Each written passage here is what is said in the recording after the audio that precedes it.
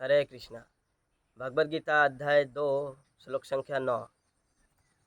संजय उवाच एवमुक्त्वा ऋषिकेशं गुडाकेशः परन्तपः नायच्छ इति गोविन्दम् उक्त्वा तूष्णीं बभूवः।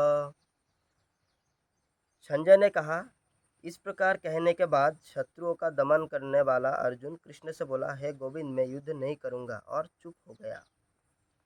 यहाँ पे कह रहे संजय ने कहा इस प्रकार बोलने के बाद। इस प्रकार मतलब किस प्रकार?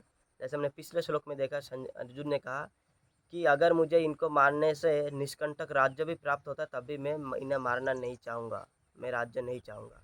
तो ये जो इस चीज़ को, यानी अर्जुन नहीं चाह रहा था अपने लोगों को मारना, ठीक है, और राज्य प्राप्त नहीं करना चाह रहा था। ये बोल के अर्जुन चुप हो गया और क्या बोला कि मैं युद्ध नहीं करूँगा, और चुप होकर बैठ गया। तो ये जैसे ये बात बोला गया संजय द्वारा, धृतराष्ट्र एकदम से खुश हो गए। अरे, अर्जुन अगर युद्ध नहीं करेंगे फिर तो हम जीत गए, क्योंकि अर्जुन के बाद तो कोई है नहीं ऐसा युद्ध करने वाला, क्योंकि अर्जुन ही एकदम सबसे महान है युद्ध में। बाकी को तो हम यूं ही मार देंगे 2 मिनट में। तो धृतराष्ट्र खुश हो गया। लेकिन यहाँ पे संजय ने एक तरीके से चालाकी किया है, या फिर यहाँ पे शब्दों का खेल खेला है। संजय ने यहाँ पे अर्जुन को 2 नाम से संबोधित किया है। पहला गुड़ाकेश और दूसरा परंतप।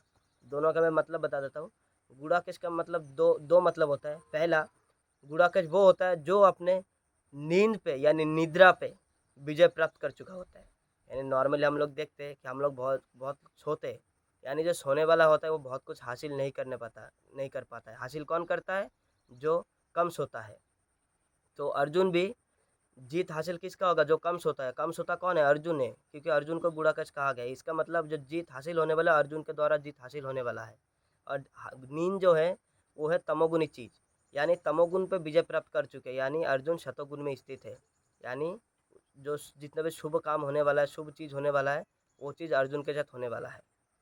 दूसरा, गुड़ाकेश का मतलब होता है जो अज्ञान को जीत लेता है, यानी जो हमेशा ज्ञान में स्थित होता है, उसको भी गुड़ाकेश कहा जाता है।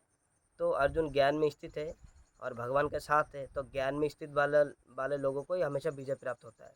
ये जो 2 चीज़ है, ये इसने धृतराष्ट्र को फिर से एक तरीके से दुखी कर दिया। क्योंकि अभी जो अज्ञान रूपी बादल से ढक कर अर्जुन बोल रहे कि मैं युद्ध नहीं करूँगा, वो अज्ञान कभी हटने वाला है। हटने वाला है। कैसे संकेत मिल रहा है? क्योंकि अर्जुन अज्ञान पर विजय प्राप्त कर लेगा, है ना? इसीलिए वो अज्ञान टेम्पररी है, एक तरीके से समझिए। तो ये अर्जुन युद्ध करने वाला है। और एक कहा गया परंतप। परंतप का मतलब होता है जो अपने शत्रुओं पर विजय प्राप्त करता है। यहाँ पे शत्रु कौन है अर्जुन का? अर्जुन का शत्रु है कौरव, यानी जो दुर्योधन के साथ जितने भी लड़ना है सब है अर्जुन का शत्रु है। तो उन शत्रु पर विजय प्राप्त करेगा अर्जुन, इसीलिए अर्जुन को यहाँ पे परंतप कहा गया है। दुर्योधन का परंतप नहीं कहा गया, अर्जुन को कहा गया है, क्योंकि अर्जुन विजय प्राप्त करने वाला है। तो ये दोनों शब्द सुन के धृतराष्ट्र फिर से दुखी हो गए।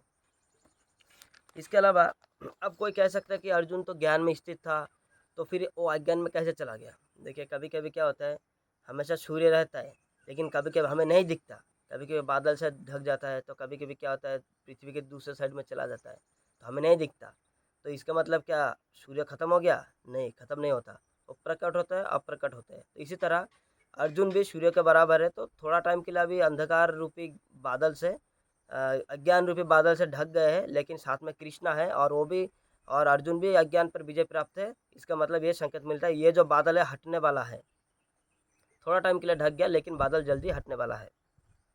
और हम भी प्रैक्टिकल लाइफ में हम भी देखते कभी कभी हमारे जीवन में ऐसे बहुत सारा प्रॉब्लम, असुविधा के रूप में बहुत सारे ऐसे बादल आ जाते हैं। जैसे कभी फाइनेंशियल प्रॉब्लम हो जाता है, कभी शारीरिक प्रॉब्लम होता है, कभी मानसिक प्रॉब्लम, फैमिली प्रॉब्लम, सामाजिक प्रॉब्लम।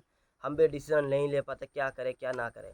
तो हमारे ऊपर भी ऐसे बादल आ जाते हैं। तो हमें हमेशा ये सोचना चाहिए कि हम अगर अपने साथ में भगवान को रखेंगे, भगवान के साथ हम जुड़े रहेंगे, तो ये बादल बहुत जल्दी हट जाएगा, जैसे अर्जुन के साथ होने वाला है आगे जाके। तो इसीलिए कहते हैं কৃষ্ণ হয় সূর্য সমান माया হলো अंधकार जहाँ कृष्ण तहाँ नहीं मायर अधिकार।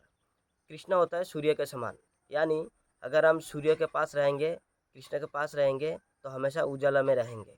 माया होता है अंधकार, अगर हम माया में रहने की कोशिश करेंगे तो हमेशा अंधेरे में रहेंगे। हमें ज्ञान क्या है अज्ञान क्या है, उचित अनुचित, कर्तव्य, ये सब कुछ भी पता नहीं चलेगा। और जहाँ कृष्ण तहाँ नहीं माया अधिकार। और जैसे हम कृष्ण के पास रहेंगे और जहाँ कृष्ण होता है वहाँ पे माया का कोई अधिकार नहीं होता। देखिए, या तो हम अज्ञान में रहेंगे या तो हम ज्ञान में रहेंगे, दोनों में से एक में रह सकते हैं। अगर हम ज्ञान में रहेंगे तो अज्ञान का हमारे पास कोई अधिकार नहीं है, अज्ञान हमारे पास आ ही नहीं सकता।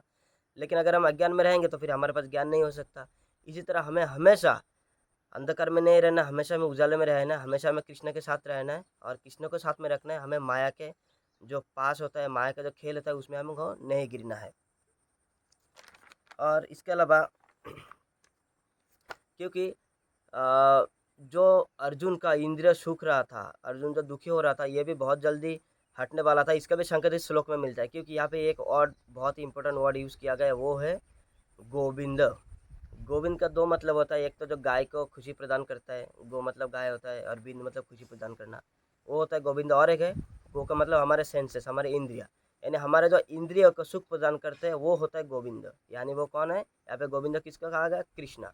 इसका मतलब अर्जुन अभी दुखी है, यानी अर्जुन को अभी बहुत जल्दी अर्जुन सुखी होने वाला है, अर्जुन का खुशी प्राप्त होने वाला है, क्योंकि साथ में कृष्ण है।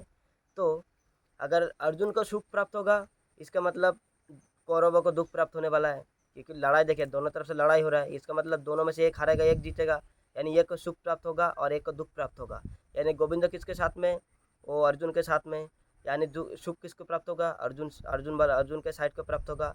और अगर इसको सुख प्राप्त होगा तो फिर दुख किसको प्राप्त होने वाला है? अपोजिट साइड को। और यहाँ पे लड़ाई में आए तो लड़ाई में सुख कैसे प्राप्त होगा? जीतेगा तभी। इसका मतलब अगर ये लोग जीतेगा फिर हारेगा कौन? दुर्योधन। तो यहाँ पे आप टेक्निकली समझ सकते हैं कौन जीतने वाले है और हारने वाले हैं, क्योंकि भगवान कृष्ण अर्जुन के साथ है। तो हमें भी अपने जीवन में भगवान को हमेशा साथ रखना है, ताकि हमें भी हमेशा सुख प्राप्त होता रहे और हमेशा हम खुश रहे। हरे कृष्णा।